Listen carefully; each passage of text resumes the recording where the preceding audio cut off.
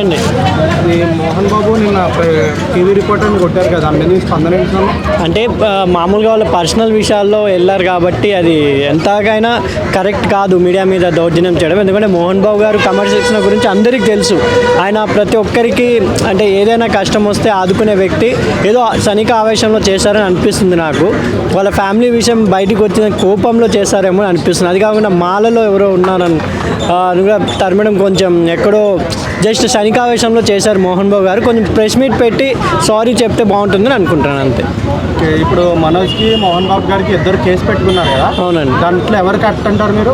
అంటే తండ్రి కొట్టాడని మనోజ్ చెప్తున్నాడు, మనోజ్ కొట్టాడని తండ్రి చెప్తున్నారు. దాని మీద మీ స్పందన ఏంటి? అంటే వాళ్ళ ఫ్యామిలీ విషయాలు చాలా, ఎందుకంటే బయటికి రావడం, మీడియాలో రావడం, వాళ్ళకి అవమానం ఫీల్ అయ్యి వాళ్ళు ఎక్కడో కోపంలో ఉన్నారు. ఈరోజు మనోజ్ గారు కూడా ప్రెస్ మీట్ పెట్టడం జరిగింది కదా, ఎందుకంటే మా డాడీతో చర్చిస్తున్నాము కూర్చొని అని చెప్పి.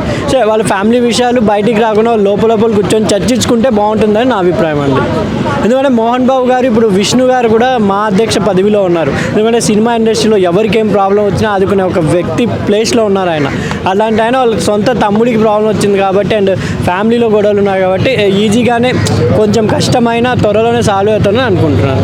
విష్ణు మీద ఉన్నంత ప్రేమ మనోజ్ మీద లేదని చాలామంది అంటున్నారు. దాని మీద అంటే మనోజ్ గారు కొంచెం ఎక్కడో ఇప్పుడు విష్ణు గారి కన్నా మోహన్ బాబు గారు వీళ్ళిద్దరిని ఎక్కువ ట్రోల్ చేస్తున్నారు పాపం.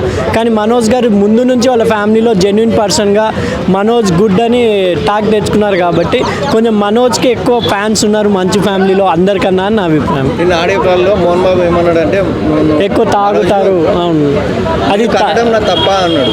అవును, అంటే ఎందుకు ఫ్యామిలీ గొడవలు ఇప్పుడు మనకు తెలుసు బై. ఎందుకంటే ఆస్తుల విషయంలో మామూలు వాళ్ళే కొట్లాడుకుంటున్నారు. ఇంకా సెలబ్రిటీస్ అంటే మనం చెప్పలేము.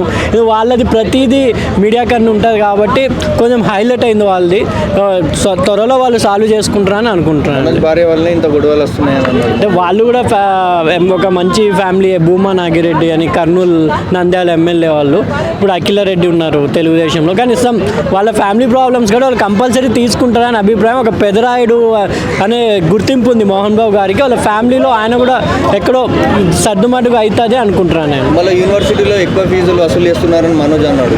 అది కంపల్సరీ ఆయన సొంత నియోజకవర్గం కంప్లైంట్ చేశారు కాబట్టి ఎక్కడో ప్రభుత్వం కూడా ఇన్వాల్వ్ అవుతారని అనుకుంటున్నాను.